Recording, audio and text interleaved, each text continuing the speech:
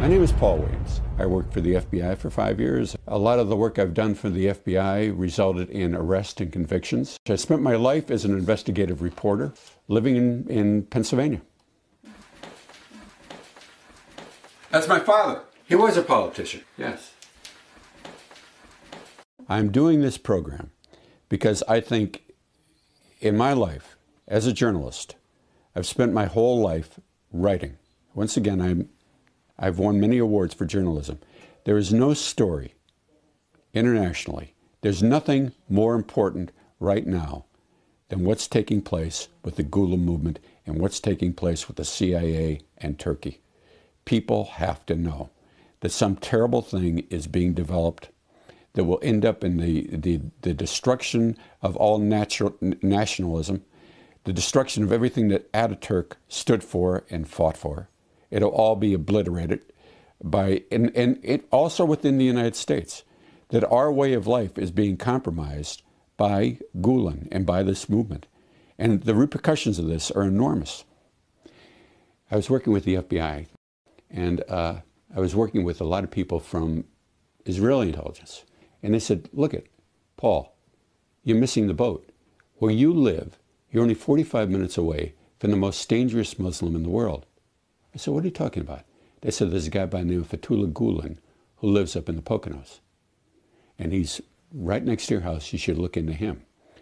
Well, I started to look into Gulen, and several things immediately amazed me. I was looking at documents from the Institute of Strategic Research at the University of Pennsylvania, which is an Ivy League, one of our leading, most prestigious universities. And they uncovered the fact that Gulen, who doesn't speak a word of English, and has set up over 140 schools throughout the United States.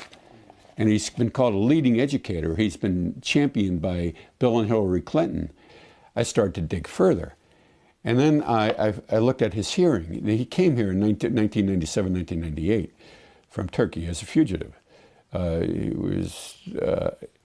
He landed in Sailorsburg, and when he applied for permanent residency here in the United States, the FBI said, this guy's dangerous. We can't have him in the country. We have to send him back. Homeland Security came to the same decision. This guy is trying to create a new Islamic world order. This guy is responsible for the toppling of governments. This guy is very dangerous. We cannot have him here in the United States. Well, at the same hearing, you had people like Martin Abramovitz, who was a former ambassador to Turkey. You had people like Graham Fuller, who's a very prominent person in the CIA, saying, oh, Gulen is a wonderful educator. Gulen, it would be an asset to the United States. We must keep him here. So he obtained his permanent residency here. Now, after that, I started thinking that how could a guy like this, third grade education, why is he sheltered by the CIA? Why? And why does he have so much bloody money? And I figured I want to really meet this guy. So I went up on several occasions to Sailorsburg. I had a photographer with me. And I started talking to the neighbors. And the neighbors up there started to tell me things that were really alarming. They said, look at this guy Gulen, we're hearing from his compound up there. He has like a mountain fortress. We're hearing from this compound gunfire at night. And some of the gunfire is from semi-automatic weaponry. And around our houses during the day, there's a helicopter that keeps combing the area, looking for anyone who's trying to intrude on his property. When I was looking into the CIA connection to Fethullah Gulen, I discovered that there were CIA agents in his schools throughout Central Asia. In his schools, like in Turkmenistan and all these other places, if in all these schools the CIA is operating, then only an idiot would not realize that the CIA is very much involved in the Gulen movement. This I do know. It came to them. The Gulen movement was in existence. They realized that in these newly created Russian republics, there were vast oil and natural gas reserves. One of the richest areas in the world right now is Eurasia. And the fight for Eurasia is going to control politics for the oncoming centuries. Everything is there. The United States could not, in its mindset, allow these natural resources to be controlled by Russia or by China. We had to control that, because whoever controls that controls the economy. Whoever controls the energy controls everything. Well, how are you going to get control of these newly created Russian republics, Turkmenistan? How are you going to get control if you're an American? First of all, these places were part of the former Soviet Union. In all these countries, there's a very strong anti-American animus that they can't overcome. They're very suspicious of Americans. They're very suspicious of American enterprises. They've been trained that way for years and years and years. Well, how are you going to break into that? How are you going to get these natural resources? Well, the only way you can do that is to use Turkey as your proxy, the country of Turkey as your proxy, because all these countries share Turkish culture, okay, Turkish background, Turkish history. They all have that in common. So what better way to gain access to these resources than for the Gül movement? How can you do that? You establish the schools everywhere, throughout all Central Asia. And you have CIA agents involved in all these so-called educational enterprises, and you got your foothold throughout Central Asia. That's what happened. Paul Helliwell, he was stationed to work with the national Chinese who were fighting, the Chinese, of course, were on our side fighting the Japanese at that time. But what we did was we were working with the national Chinese, because we realized in 1945 that the nationals were going to be fighting Mao Zedong and the communists. So Helliwell realized that Chiang Kai-shek raised the money for his army by selling drugs to, throughout portions of China and throughout portions of Southeast Asia. Well, Helliwell, this is all documented, said, I got a great idea. We have this new agency that's being created, the CIA. They have no source of funding. Why don't we sell heroin in the United States? But the good thing about it is we don't need to sell heroin so that it would really disrupt the United States. We are going to just sell it to the blacks and the black communities, because this is the truth. This is absolutely documented. You can get it, you can get the records. We will sell it in jazz clubs. And if so many people in the black community become addicted, it's not going to affect, the people in suburbia, the people in mainline America, and we'll make a lot of money from it. We'll make enough money to pay for Operation Gladyo. That's how it all started. The source of the CIA funding for all these enterprises is heroin. Always has been. Goes back to 1947 when the CIA made an agreement with Lucky Luciano to take over the heroin trade so that they could control the politics in Italy at that time, the 1948 election. They set up the narcotics trade, and the narcotics were coming at that time came from Turkey.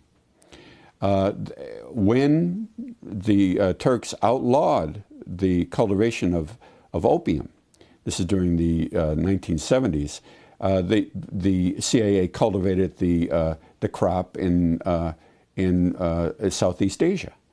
But why do you think right now, with our invasion of Afghanistan, the one thing you're not allowed to do is to interfere with the poppy fields. Our troops can't go through the poppy fields. They can't step on one poppy. That's protected. And I mean, it's been verified time and time and time again in U.S. hearings that the source of all black operations by the CIA is heroin. Always has been. That's what financed Gladyo. Gladyo was completely fueled by narcotics. Without narcotics, listen, the CIA, when the CIA was created, 1947, 1948, it received no allocation of funds from Congress. Do you know that? None. it had to get money somehow. Since it wanted to be involved in Italian politics and Turkish politics throughout the world, it had to engage in black operations, and that brought them right into heroin with the mafia. Well, first of all, this came out with congressional hearings going back to the Pike Committee. It came out in Congress that the CIA had established, for instance, banks throughout the world, like the Nugan Hand Bank in Southeast Asia, a whole chain of banks in Panama. This came out in congressional hearings that these banks that were controlled by the CIA, staffed by the CIA, were the source of their funding totally was narcotics. You're dealing with the flow of slush funds through a series of black banks. We know that the CIA established black banks throughout the world. One bank that they used copiously was the Vatican Bank. You have a deposit being made in Southeast Asia. You have that money flowing into a bank within Italy that might be controlled by Sindana or a member of the Italian mafia, going from there into the Vatican Bank, going from there into Switzerland, going from Switzerland into a Panama bank, and going from there to a Miami bank and back again. So I have traced this, and many other people have as well, that you are dealing with right now throughout the world and billions and billions and billions of dollars in a CIA slush fund that has been going to people like Gulen to fund the CIA black ops. And there's a direct relation between the Bubbas in Turkey, who control the narcotics, and the CIA, and Gladio, and Gulen. I think that a lot of it is explained by the fact that Gulen and the CIA have created a country that doesn't exist. It's called Turkestan. Doesn't exist. It only exists on the maps of the CIA and in the imagination of Fethullah Gulen. It's part of China. It's where the Uyghurs live right now. They're Islamic. And that's the area that's, of course, very rich in natural resources. And we have created that with the Gulen movement. It doesn't really exist. But that leads me to believe that the CIA is using Gulen's concept of a new Islamic world order, the revitalization of the Ottoman Empire, to bring together all these newly created Russian republics under Turkey and eventually under the governance of the CIA and its global ambitions. There's nothing about Gulen himself, what everybody says about him, what the Clintons say about him, what Obama says about him, what Bush says about him, everything is a lie. There's nothing about him that's real. He's only a figurehead. His movement has been taken over by the CIA.